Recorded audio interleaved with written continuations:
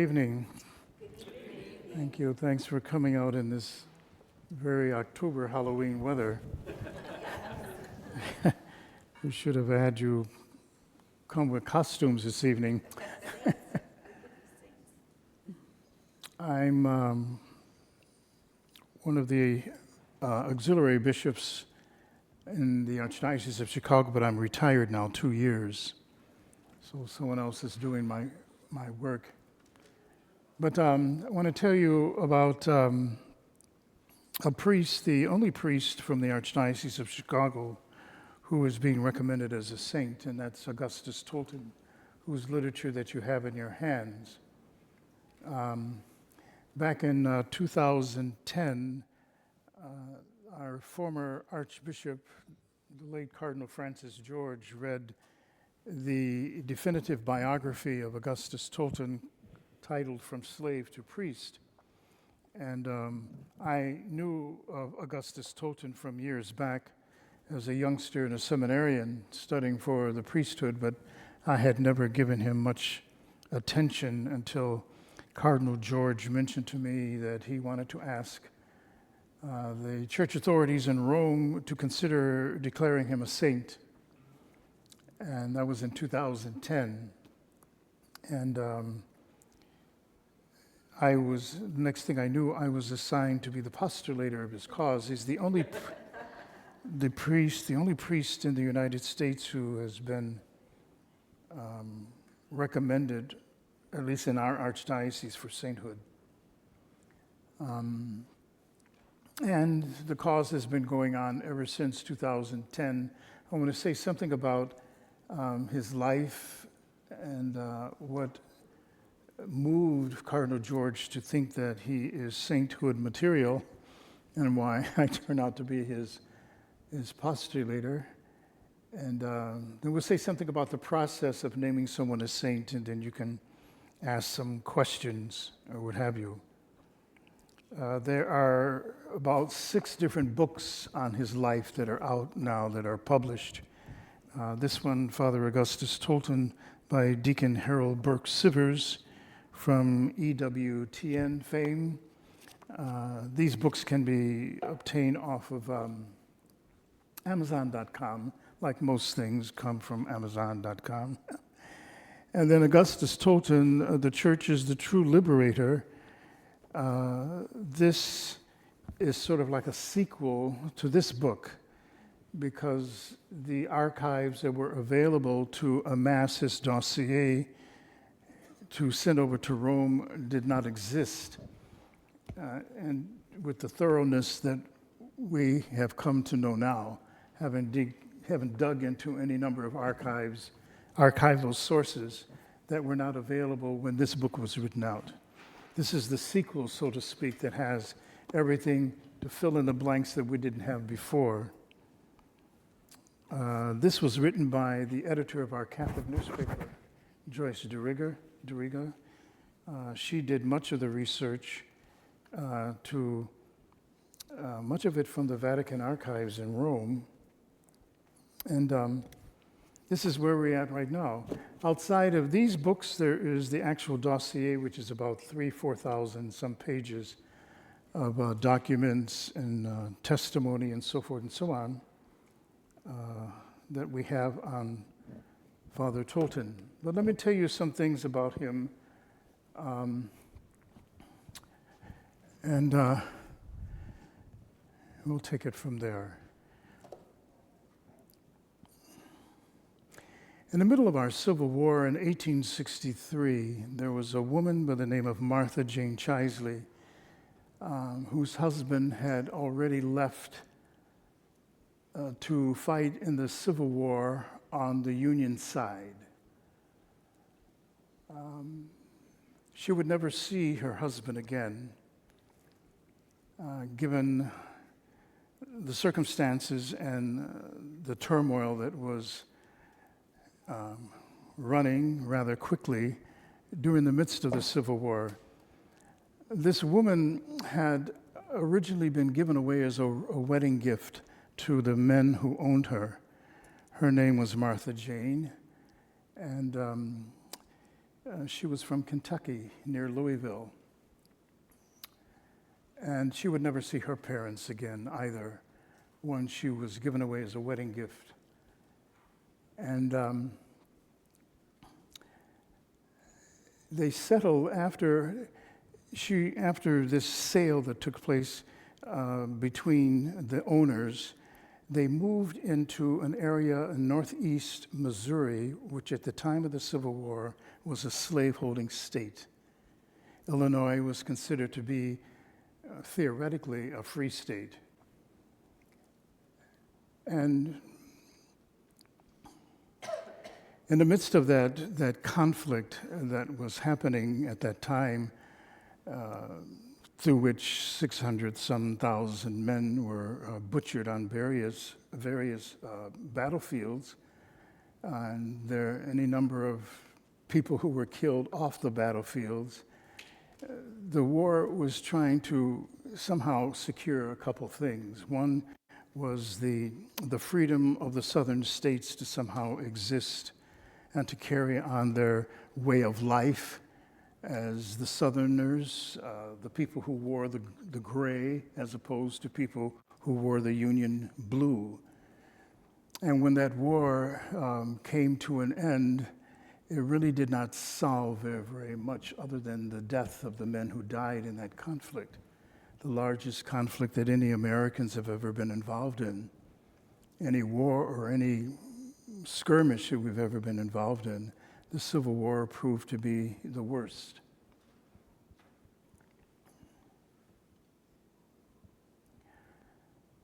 One night, this woman decided to run because her husband was no longer with her.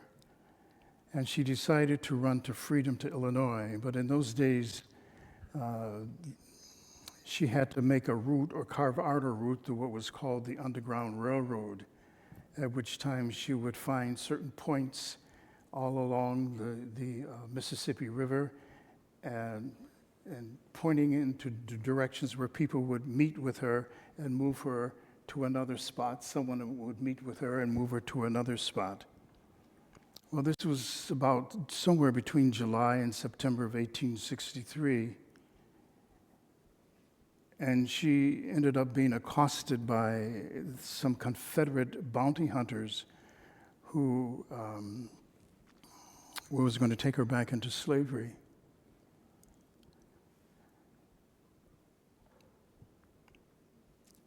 But then suddenly, some Union soldiers came almost like a deus ex machina and reminded the Confederates that they were standing on Union-owned ground, Union soil, which time they had to give her up, plus the 3 children she was carrying into freedom. So they took her to the shores of the Mississippi River, and finding a dilapidated rowboat on the shore, and she put her kids in this boat. They told her that this was as far as they could go with which to help her, and she had to take it from there. But the Confederate bounty hunters who had accosted her were not satisfied with the fact that the Union troops had rescued her. So they began shooting at her with their muskets as she was rowing across the mighty Mississippi River, which was undammed at that time, so it was a rushing river. And it took her all night to get across to the Illinois side to what was, quote unquote, freedom. And then from there, some other people who knew how to get where anyone could get for some sense of freedom pointed her in the direction of Quincy, Illinois at that time, which was a small community of escaped slaves and freed slaves who tried to eke out some sort of an existence. And there she tried to raise her children the best that she could. She never found out what happened to her husband till about 7 or 8 years later, when she found his name on a list of Civil War casualties. And we were able to amass his induction papers and a few things he had on his person at the time that he died. But that was about it. In between trying to eke out some sort of existence for her small family, she worked in a tobacco factory along with Augustus, who was 9 years old at the time of the escape from their owners. Their owners being a Catholic couple by the name of Mr. and Mrs. Stephen Elliott, who owned this farm that is still there. You can visit it today. We take groups of people touring the farm. It's owned by certain descendants. And the little chapel there where little Augustus was baptized as a little boy. And on either side of the chapel, you have a cemetery where the farmers are buried who have lived there for generations. And on the other side of the chapel is a slave cemetery that had no markers on it at all. There's about 80 some people who are buried there. And a group of students from Notre Dame University brought some scientists along who did some soundings in the ground. And they found about 80 spots where there would seem to be something in the ground that normally shouldn't be there. And they placed little crosses on each because in those days, most slaves were just simply put in the ground, and there was no trace of who they were or where they came from at the time. It was every intent to make sure that there was no paper trail for those who were sold or bartered or labored in that area. The Missouri area today is a corn and livestock farming area.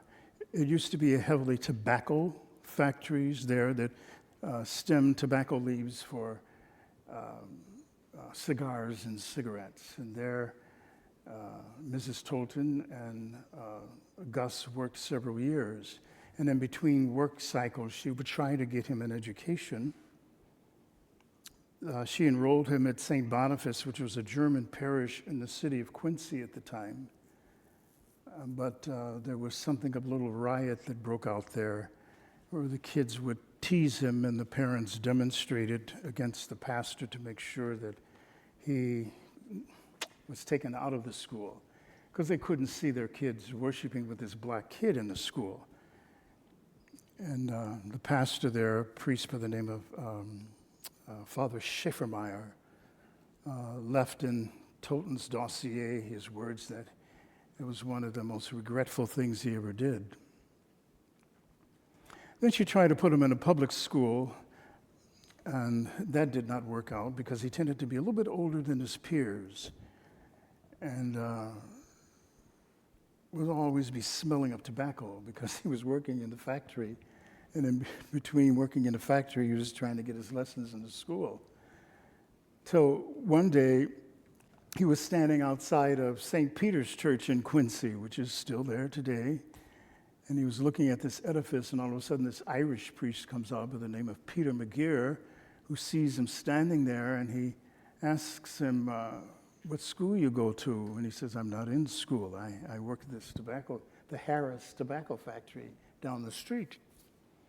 So the priest gave him some food and then took him home and asked his mother what was the situation with her son.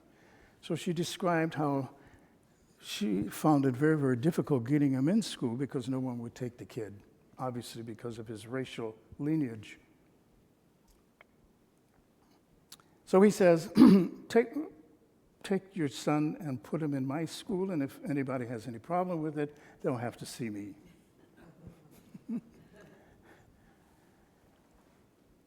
So almost immediately, Tolton was tutored by this priest and a couple others, and a couple Notre Dame nuns who somehow made up for that which he could not receive in the classrooms in Quincy. And he made his sort of communion formation and was brought up to par with his subjects. And then Quincy College, which today is Quincy University, which was ran by the Franciscan friars who have St. Peter's Church downtown in Chicago. They gave him a scholarship He skipped high school, went directly to college from grade school, and then turned out to be pretty much ahead of his class. A rather resilient young man. He helped teach religious education to the town's black children and to help the sisters out. And got a little job as something of a maintenance guy with the church of St. Peter's, where he was rescued. And they would notice him in between cleaning the church and that he was found praying in the church. And they noticed his religious tone about him and his innocence and his religiosity. And they thought, these priests and nuns who were tutoring him, that maybe they could, maybe he has a vocation to religious life. But in those days, no seminary would take a black student.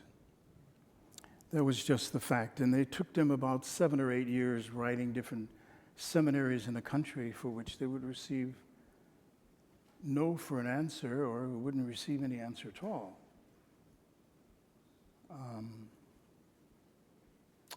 So these friars from downtown Chicago here, these Franciscan friars, said, well, let's check in with our major superiors in Rome to see if we could get him in Rome to study and to get him out of this situation, which was just terribly, terribly mixed. Quincy, you had pro-slavery sympathizers and abolitionists, anti-slavery sympathizers, and never the twain could meet. So you constantly were running into this bombardment between this side and that side.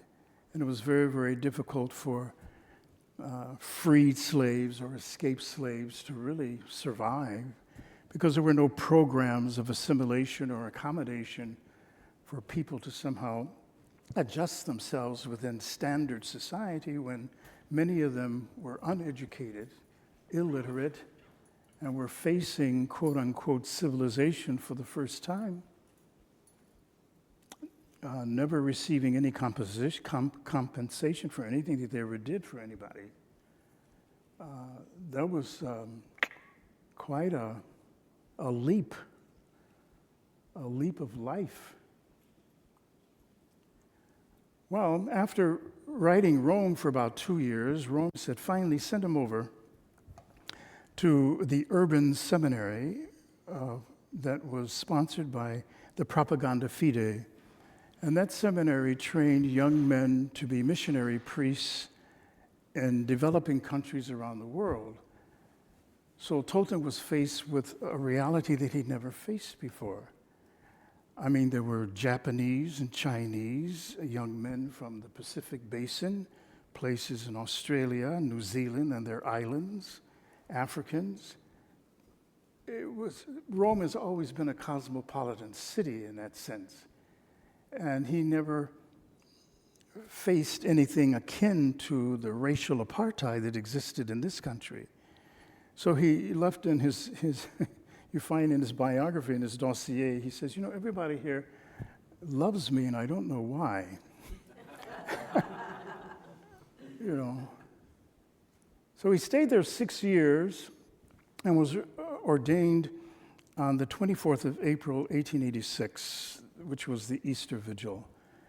And the authorities in Rome said, we'll send him to Africa to one of the missions because he will not be able to be a success in America with their apartheid. And that was the plan until the night before he was ordained. The prefect of the propaganda took him aside and said, Gus, the vote was to send you to some place in Africa, we don't know where yet, but I decided to overturn that vote. We're going to send you back home.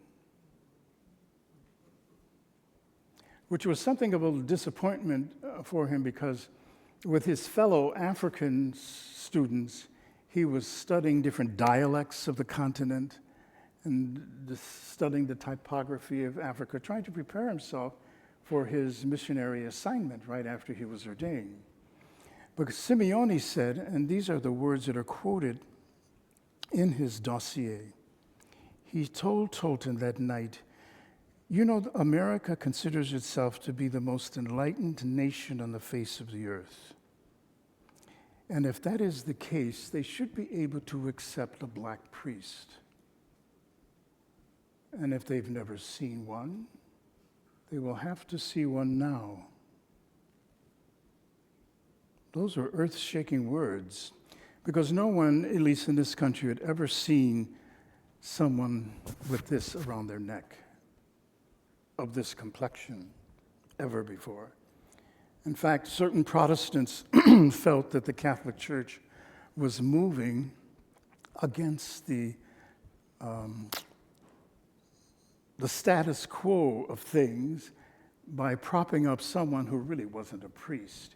He was something to agitate, provoked by the Catholics. That's how they saw it. And there were those who just would not believe he was a priest, because they felt that that could never be possible. But that was the part of America which was not familiar with the other side of the world, you see. So he came back to the United States, to his diocese, which is at that time was the Diocese of Alton, Illinois, which today is Springfield. And he was given, this grand reception with a horse-drawn carriage, with a band that played "Holy God, We Praise Thy Name," that famous hymn, almost the national anthem of Catholicism. And then he was given a small mission titled to St. Joseph. And it was a mission attached to the German parish up the hill, which is still there today, of St. Boniface. And there he tried to put together a parish for the freed slaves, the escaped slaves, and everyone in between. But unbeknownst to him, on Sundays, there were certain whites who were coming to his church for Mass, who lived in town. He became something of a news sensation in town.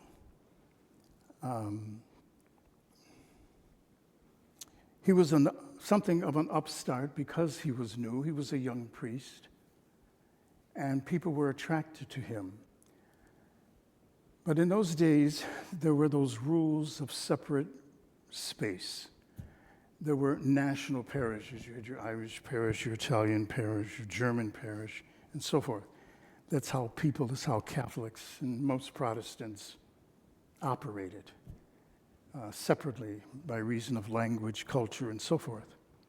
So they gave him this little mission that was really dependent for its survival on the German parish, which was St. Boniface, until the pastor at St. Boniface began noticing that a number of his parishioners were going over to St. Joseph's for Mass. And that did not sit well, because the reigning rubric of that time was, under the same roof, you could not have people of different racial backgrounds together, especially white and black. That was not acceptable. So these people were being told by the pastor, a priest by the name of Michael Weiss, that it's not right for you to be going to that black man's church, and the money that you're putting in the church belongs to us, which was St. Boniface, because we are your parent. Well, Father Tolton never somehow garnered these people to come to his parish. They came voluntarily. Even the grandfather of the mayor of Quincy today used to sneak into Tolton's masses without his mother knowing it. And Michael Weiss would run to the bishop and complain about Tolton and accusing him of poaching parishioners from other churches. And this began to work emotionally on Tolton. He was called in and reprimanded and told in no uncertain terms that if you could not manage your affairs correctly, then you have to get out of here. You have to leave. And this went on and on and on for about the space of about 3 years until it began to wear on Tolton. And the breaking point came when there was a young woman, a socialite in town, who was getting married to someone her mother did not want her to marry. So she went around to all of the Catholic priests in town and told them, "Do not marry my daughter with this so-and-so." But she didn't think of Tolton at all. She didn't visit him at all. So the young lady went to Tolton and asked him to have her wedding, which he did. And then all hell broke loose. He was called in again, and then he was told to find some other place to go, that it just was not working in Quincy for him. The Archbishop of Chicago at the time was Patrick Feehan, a Southern gentleman from Nashville, Tennessee. And he heard of the hullabaloo, and he stepped in and he invited Tolton to come to Chicago to work with a group of Black Catholics worshiping downtown at 9th and Wabash in the basement of St. Mary's Church, which is today Old St. Mary's. But before Tolton could come, he needed permission from Rome to do so. So in those days, as you can imagine, the postal system, for what it was worth, your mail went on a ship, and it took time for your mail to go across the Atlantic and into Europe and into Italy to be read by the church authorities and then get a response back. That took a great amount of time. And in the meantime, all of this was grating on Tolton, and things were just working against him. Other bishops invited him to their dioceses, but the bishop of his own diocese just did not come to his aid or his rescue. Rome finally answered his request, and he transferred to Chicago a week before Christmas, 1889. And Archbishop Feehan set him up with this group of Black Catholics. There's about 30 of them in number. And then after a while, the number grew to about 600, at which time, given the national parish structure, Archbishop Feehan invited him to begin laying plans to build a church for African American Catholics, which he did at 36th and Dearborn Street on the south side. The south side of Chicago, in fact, the whole city, was burgeoning with immigration from Europe, largely. And on the south side of Chicago was probably the poorest side of the city. There were a lot of poor Irish, a lot of tenement houses, and a lot of African Americans, freed slaves, former slaves, escaped slaves over the years. And that became Tolton's terrain of pastoring. In those days, there weren't many helping agencies to help the poor survive. There were no welfare agencies. You had to somehow find an existence amongst your own friends and relatives and neighbors. So there was a lot of variety of people just trying to scramble in order to survive, to live. It was a terrible situation. A side of the city didn't have adequate plumbing. People didn't have electricity in those days. It was quite a mixed bag of stuff. Well, he started laying plans for building a church, and he got to about the first level. And somehow his whole system was kind of weakening. In those days, blacks did not have health care. We could not get health care in hospitals or places where white people were serviced. So people, your relatives, your aunts, your grandmothers, your parents made whatever remedies they could in the kitchen to cure everything from the common cold to arthritis, even trying to cure tuberculosis or high blood pressure, which were the prevailing illnesses in those days that somehow cut people short on life. Well, he went to a priest's retreat down in Bourbonnais and was coming back on July 9th, 1897 to the 35th Street train station. Chicago that week was experiencing a heat wave of about 105 to 110 degree temperatures for 10 straight days. And without electricity, people were dropping. We have the newspaper clippings from those days that mention the names of people who were found dead in their homes or had dropped on the street. Without electricity, understandably, there were no fans, obviously no air conditioning. And Tolton was getting off the train, and he had to walk 10 blocks from 35th Street over to 36th and Dearborn. But as soon as he crossed the street at 36th and Ellis, he collapsed on the street. The local constables rushed him to Mercy Hospital, which was on 22nd and Prairie, and they asked the nuns if they would kindly take in this black man and see what they could do for him, which they did a little after noon that day of July 9th. They worked on him for about 8 hours, and then by roughly 8:30, he succumbed and he died. It was diagnosed as heat stroke. He was 43. But undoubtedly probably had some kind of a pre-conditions that could go all the way back from that daring escape across the Mississippi River. Some people made it, some others didn't. Some people drowned, but others people caught pneumonia, God knows what. See?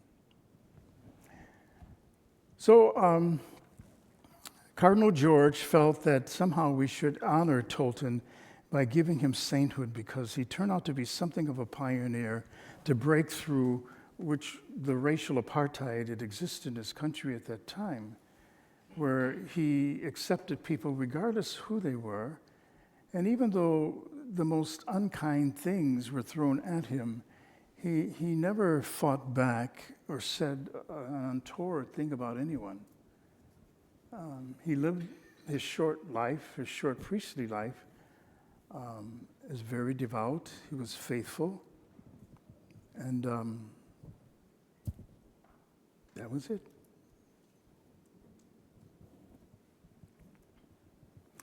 That little leaflet that you have is sort of like a little synopsis of his life.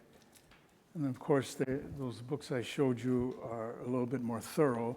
His dossier is about 3,500 to 4,000 pages of material, archival stuff and documents that we amassed to send to Rome. And that was sent over to Rome in 2014. Rome spent 5 years pouring through that.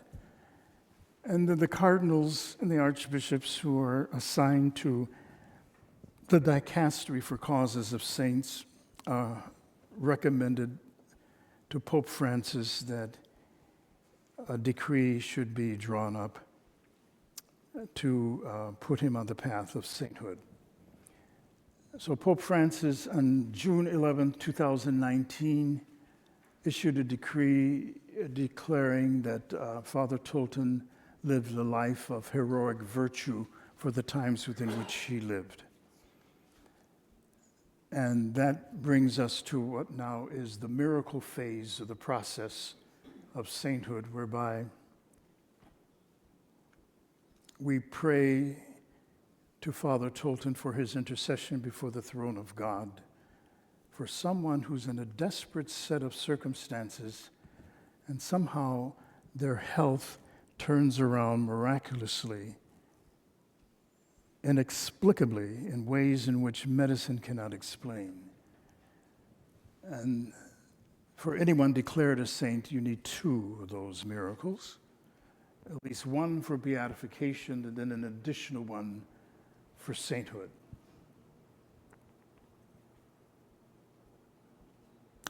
So that's the story of Father Tolton, a priest of the Archdiocese of Chicago, the only priest ever recommended for sainthood.